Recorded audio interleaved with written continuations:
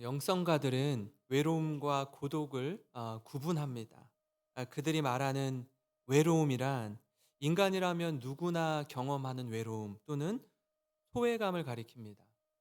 그런데 고독은 하나님 앞에 홀로 있음. 다시 고독은요, 하나님 앞에 홀로 있음을 의미합니다. 그래서 영성가들은 외로움을 넘어서 고독 속으로 들어가라고 권면합니다. 여러분, 이 글처럼 인간은 누구나 예외 없이 외로움을 경험합니다. 제가 최근에 부산에 가서 로드맵 세미나를 통해서 리더의 고독이란 책을 쓴 강준민 목사님의 강의를 들었는데요. 먼저 여러분에게 한 가지 질문을 드리겠습니다. 여러분은 보통 언제 외로움을 느끼십니까? 이 시간 잠시 한번 생각해 보시기 바랍니다. '나는 언제 외로움을 느끼는가?' 하고 말입니다. 강의의 일부를 인용하면 다음과 같은데요. 보통 우리가 외로움을 느낄 때 첫 번째로 사람들의 배신과 이별이 우리를 외롭게 만듭니다. 디모데후서 1장 15절을 보시면 이렇습니다. 아시아에 있는 모든 사람이 나를 버린 이 일을 내가 아나니 그 중에는 부겔로와 허모게네도 있느니라. 그러니까 바울의 사역 가운데 늘 승승장구하거나 또 늘 복음을 전하면 많은 사람들이 회심하고 교회가 세워지고 하지 않았습니다. 바울의 선교 사역 가운데 모든 사람이 나를 버린 이 일을 내가 안 하니 이렇게 말합니다. 그러니까 버림받은 경험이 있다라는 거예요. 디모데후서 4장 16절에도 이렇게 말씀하는데요. 내가 처음 변명할 때에 나와 함께한 자가 하나도 없고 다 나를 버렸으나 그들에게 허물을 돌리지 않기를 원하노라. 여러분, 바울의 인생의 마지막 때에 쓴 디모데후서인데 뭐라고 이야기하죠?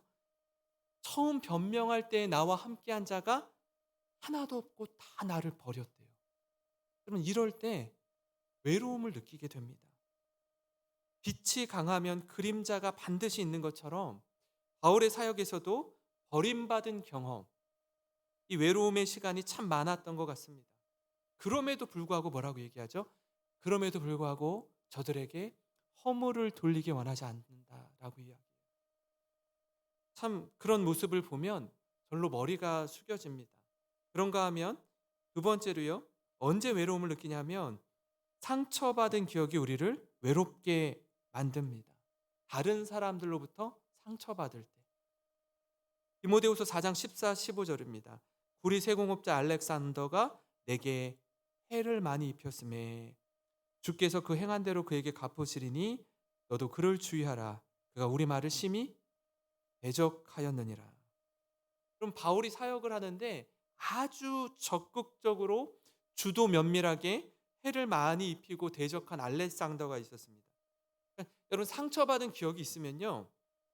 그게 트라우마가 돼서 비슷한 유형의 사람을 만나거나 상처받았던 그 비슷한 상황에 이르면 어떻게 되죠?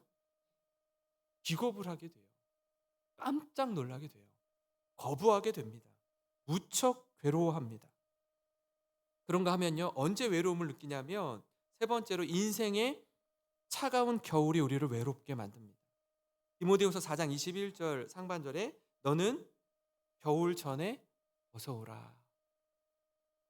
여러분, 디모데후서를 쓸 무렵이 실질적으로 계절적으로 겨울이기도 했지만 바울 인생의 마지막, 인생을 봄, 여름, 가을, 겨울이라고 한다면 이제 마지막 겨울을 보내고 있었습니다.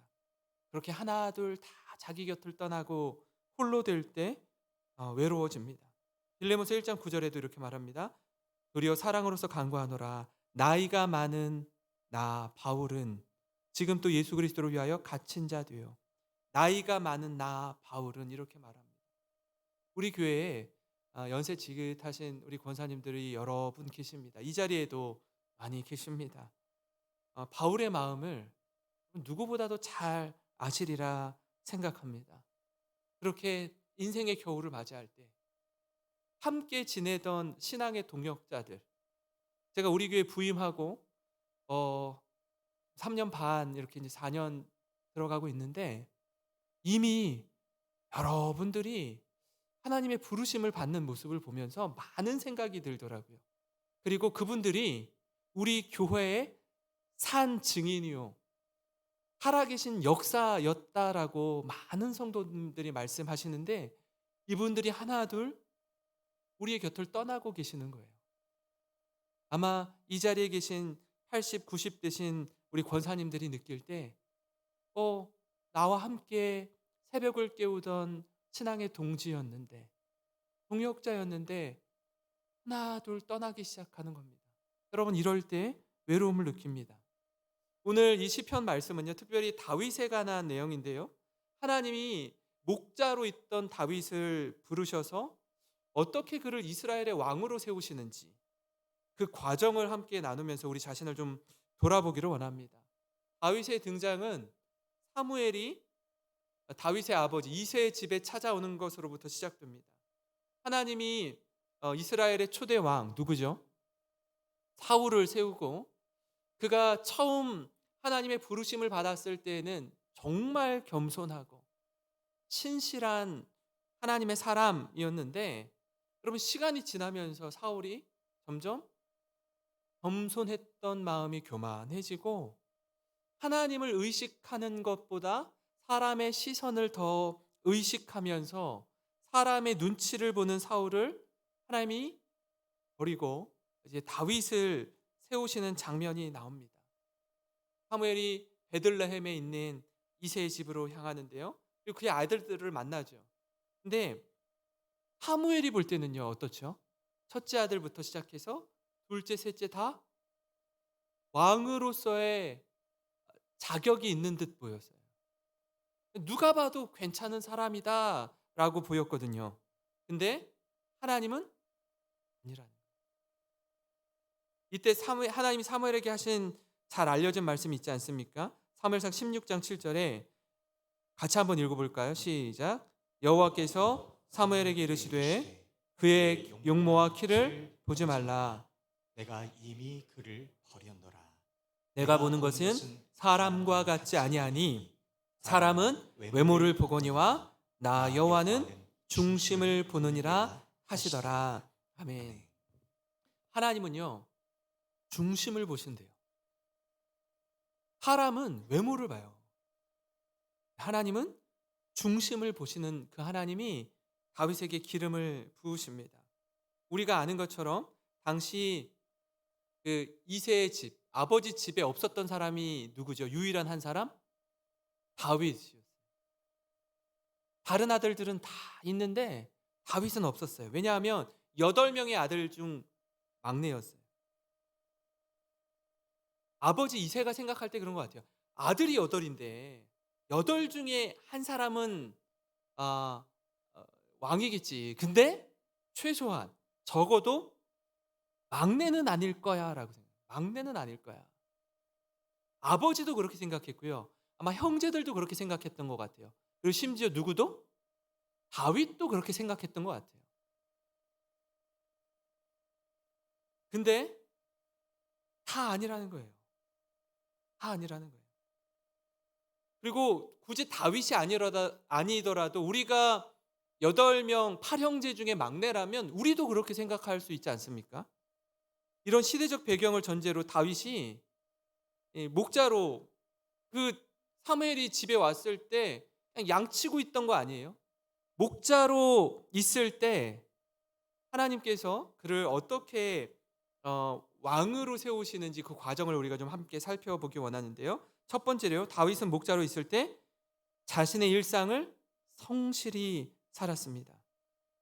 다윗은 최소한 자신이 지금 어디서 무엇을 해야 하는지 분명히 알고 있었습니다. 아버지 양을 지킬 때 사꾼이 아니라 참 목자의 심정으로 양을 지켰습니다. 우리가 잘 아는 것처럼 다윗이 누구와 싸우죠? 골리앗과 전쟁을 벌일 때에 그가 사울 왕에게 한 고백을 들으면 우리가 알 수 있어요. 다윗이 목자로 있을 때 그냥 마지못해서 억지로 아버지 양을 지킨 것이 아니라 주인 의식을 가지고 책임감을 가지고 참 목자로 양을 지켰구나라는 걸 알 수 있습니다. 이처럼 다윗은 자신의 일상을 최선을 다해 성실히 살았습니다.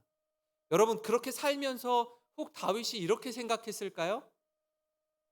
내가 지금은 형들은 지금 다 집에 가 있고 나 양을 치고 있지만 이 일 열심히 하고 있으면 언젠가 하나님이 나를 이스라엘의 왕으로 세워주실 거야 라는 마음으로 양을 치고 있었을까요? 그럴 리는 없어요. 그죠? 그럴 리 없습니다. 그죠? 내게 맡겨진 그 자리에서 묵묵히 성실히 사명을 다한 겁니다. 오늘 말씀 70절과 71절 상반절을 보면 이렇습니다. 또 그의 종 다윗을 택하시되 양의 우리에서 취하시며 전양을 지키는 중에서 그들을 이끌어내사.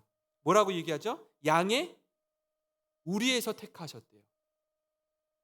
다윗이 양 지키고 있을 때 사무엘이 뭐라고 하죠? 다윗이 오지 않으면, 막내가 오지 않으면 식사하지 않겠다라고요. 그러니까 양의 우리를 지키고 있을 때에 하나님이 부르시는 겁니다. 사무엘상 16장 11절부터 13절 보시면 이렇습니다. 또 사무엘이 이새에게 이르되 내 아들들이 다 여기 있느냐? 이새가 이르되 아직 막내가 남았는데 그는 양을 지키나이다. 사무엘이 이새에게 이르되 사람을 보내어 그를 데려오라. 그가 여기 오기까지는 우리가 식사 자리에 앉지 아니하겠노라. 이에 사람을 보내어 그를 데려오매 그의 빛이 붉고 눈이 빼어나고 얼굴이 아름답더라. 여호와께서 이르시되 이가 그니 일어나 기름을 부으라 하시는지라. 사무엘이 기름 뿔병을 가져다가 그의 형제 중에서 그에게 부었더니 이날 이후로 다윗이 여호와 영에게 크게 감동되니라. 사무엘이 떠나서 라마로 가니라. 다윗이 오기 전까지 식사하지 않겠대요. 아마 이새뿐만 아니라 그의 형제들도 이렇게 생각했을 거예요. 아니 뭐지 이거? 우리는 아니 내심 엄청나게 기대감을 가지고 이렇게 준비하고 있었는데 우리는요 도대체 이 도대체 어떻게 된 일이에요?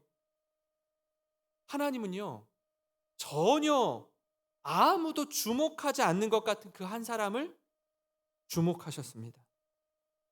다윗의 아버지였던 이새도, 그를 찾아온 사무엘도, 심지어 다윗 자신도 아니라고 할 그때에 양의 우리에서 하나님은 다윗을 이끌어내십니다.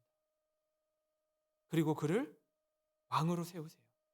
사랑하는 성도 여러분, 지금 있는 그 자리에서 성실하고 충성을 다해 사명을 감당하는 우리가 되기를 간절히 소망합니다. 여러분, 맡은 그 자리에서 책임감을 가지고 성실하게 준비될 때에 어떤 부르심을 받을지 아무도 몰라요. 여러분, 그런 기대감을 가지시고 내게 맡겨진 사역의 현장, 그곳이 직장이 되었든 가정이 되었든 사업장이 되었든 학교가 되었든 여러분 그 자리에서 최선을 다하고 성실하게 묵묵히 사명 감당할 때 하나님께서 언젠가 들어 쓰실 줄 믿습니다. 여러분 이 마음을 가지시고 누가 주목하든지 누가 알아주든지 알아주지 않든지 성실하게 신실하게 사명 감당하는 모든 성도 되시기를 주님의 이름으로 축원합니다. 여러분 그런가 하면요 다윗이 목자로 있을 때에 두 번째로 하나님은 준비된 자를 부르시고 사용하신다라는 거예요. 하나님은 사람 부르실 때요 준비된 자를 부르십니다. 그리고 그를 마음껏 사용하십니다. 심지어 다윗 같은 경우는 양을 치던 일개 목자, 목동이의 자리에서 한 이스라엘을 다스리고 통치하는 왕으로 부르셔요. 놀라운 일 아닙니까? 오늘 우리가 읽은 이 시편 말씀의 표현이 아주 흥미롭게 다가오는데요. 71절 하반절을 보면 이렇습니다. 우리 같이 한번 읽겠습니다. 시작. 그의 야곱인 백성인 야곱 그의 소유인 이스라엘을 기르게 하셨더니. 아멘.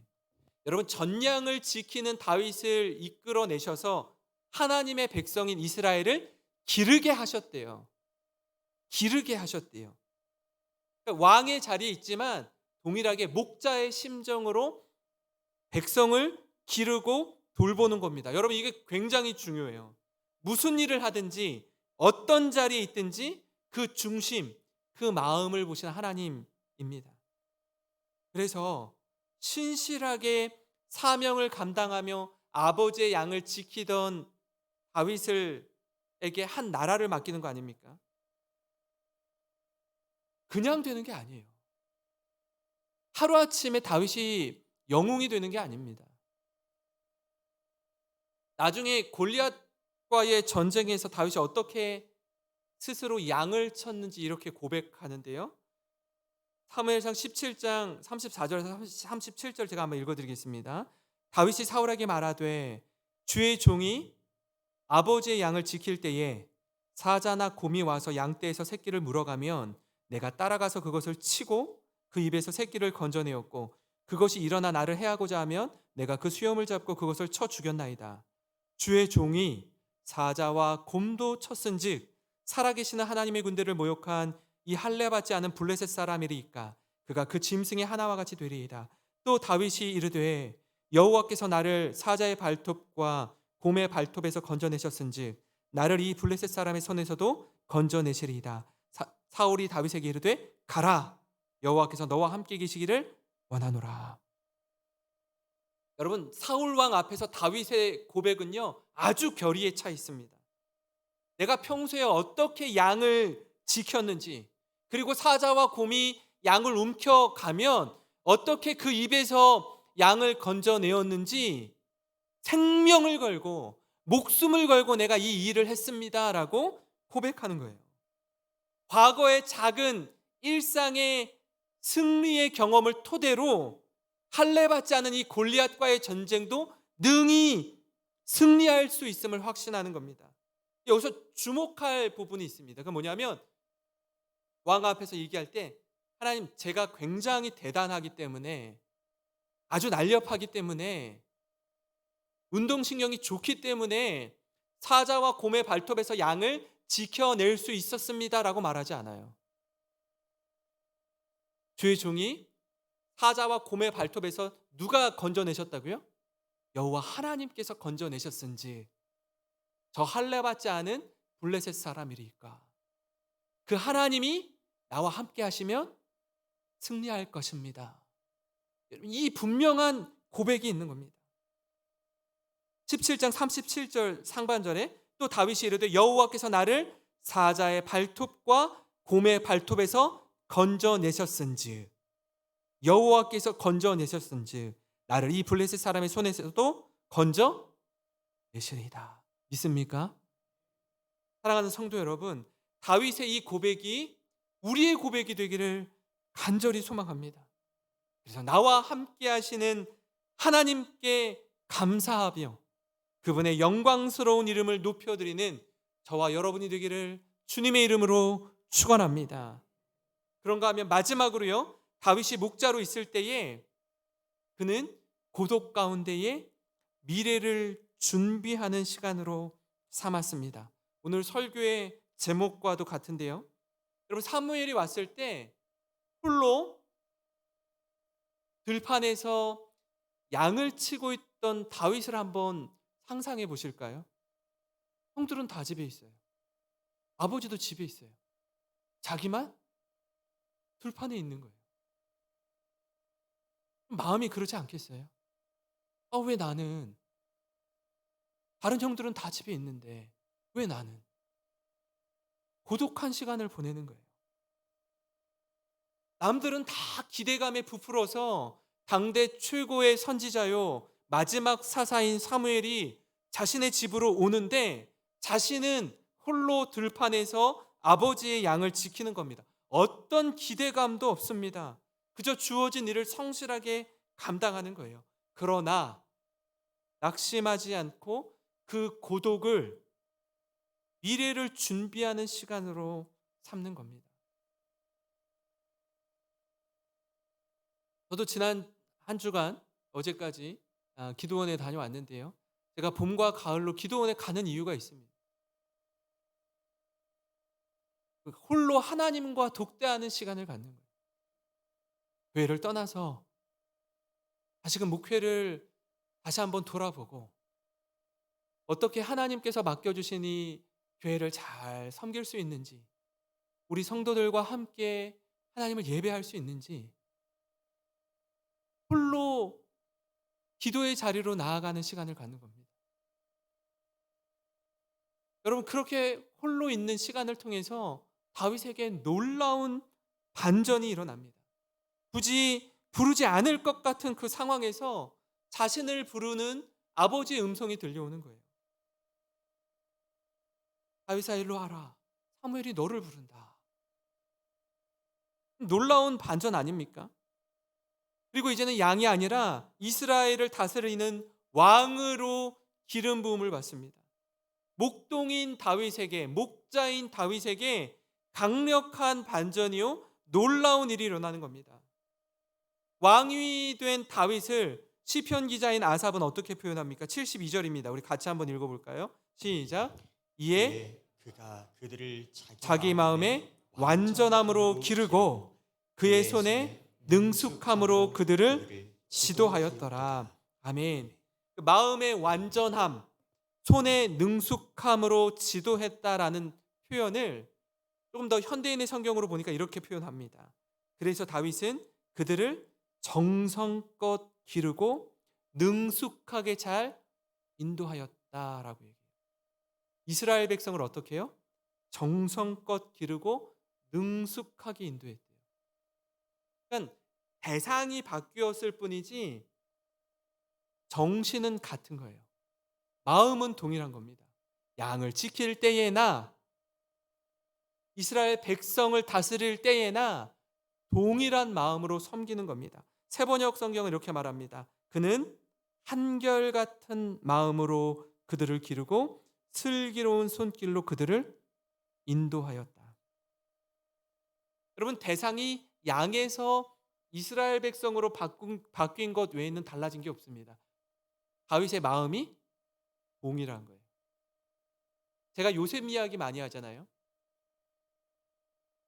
보디발의 가정 총무로 있을 때에나 더 낮아져서 감옥 안에 죄수로 있을 때에나 나중에 애굽의 국무총리가 되었을 때에나 어때요? 하는 일은 똑같은 거예요.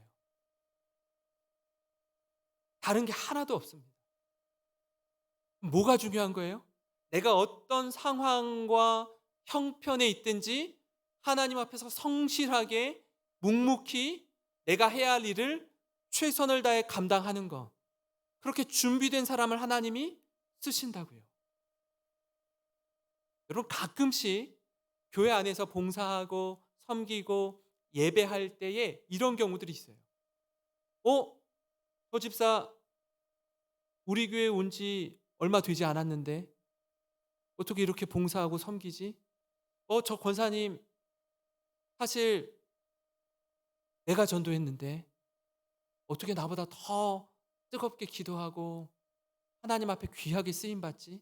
여러분, 이런 경험들이 있지 않습니까? 왜 이런 일이 일어나요? 조금 더디고 신앙적으로 늦게 신앙생활하고 예수 믿은 지 얼마 되지 않은 것 같은데 그 순전함, 그 진실함으로 하나님 앞에 준비되어 있는 거예요. 오랜 시간 교회 마당을 왔다 갔다 하면서 교회라는 곳, 예배드리는 분위기, 이런저런 것이 너무 익숙하기는 한데 깊은 곳으로 발을 담그지 않아요. 얕은 곳에서만 물장구 치면서 찬방찬방 거리고 신앙의 깊이가 없는 거예요. 하나님 앞에 더 깊이 나아가지 못하는 거예요. 그러면 아무리 오랜 신앙생활을 해도요, 너무 그 깊이가 얕아요, 얕아.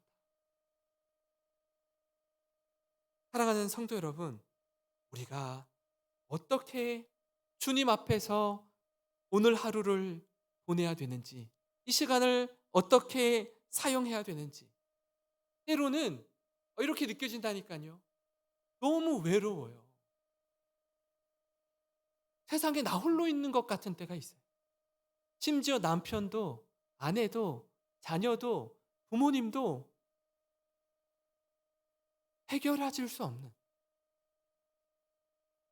하나님 앞에서 단독자로 서 있는 것 같을 때가 있다. 여러분, 이 시간을, 이 고독을 그저 외로움으로 흘려보내지 않고 미래를 준비하는 시간으로 삼으시기 바랍니다. 그럼 예수님은요, 많은 사람들이 주목하고 엄청난 환호와 함께 예수님을 유대인의 왕으로 세우려고 할 때에 어떻게 하시죠?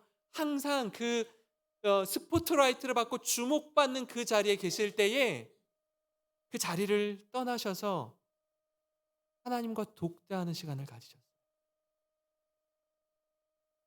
마태복음 14장 23절입니다. 무리를 보내신 후에 기도하러 따로 산에 올라가시니라. 저물매 거기 혼자 계시더니. 자발적인 고독을 선택하는 겁니다. 자발적인 하나님 앞에서의 독대를 선택하는 거예요. 여러분, 우리에게 다윗처럼 또는 예수님처럼 이 고독의 시간이 너무나 소중한데 이 시간을 회피하거나 두려워하는 것이 아니라 하나님과의 깊이 관계하는 시간으로 삼으시기 바랍니다. 사랑하는 성도 여러분, 하나님은요, 때로는 어느 누구도 주목할 것 같지 않은, 세상에 나 혼자 있는 것 같은 그 사람에게 한번 생각해 보시라고요. 형들은 다 집에 가 있어요. 아버지도 집에 있어요. 어느 누구도 주목하지 않는 다윗에게 하나님 마치 이런 핀 조명으로 쫙 비춰주시는 것 같은 거예요. 기가 막히지 않습니까? 어느 누구도 관심 두지 않고 심지어 자기 자신도 그렇게 대단한 존재로 여기지 않는데 불구하고 하나님 그때 비춰주셔요. 모세 아시잖아요. 모세 40세 때 혈기왕성할 때 애굽의 모든 학문을 다 배우고 가장 뛰어난 학위를 가지고 있고 이집트의 왕자로서 모든 걸 다 할 수 있을 것 같은 그때에 하나님 부르시지 않으세요. 우리 스스로 생각할 때 이보다 더 완벽하게 준비된 때가 어디 있는가 라고 할 때 그를 콜링하지 않으시고 언제요? 힘이 다 빠졌을 때, 아무것도 없다라고 생각할 때, 80세 때, 그때 하나님이 핀 조명을 쏘시는 거예요. 모세야, 모세야, 내가 너를 사용하기 원한다.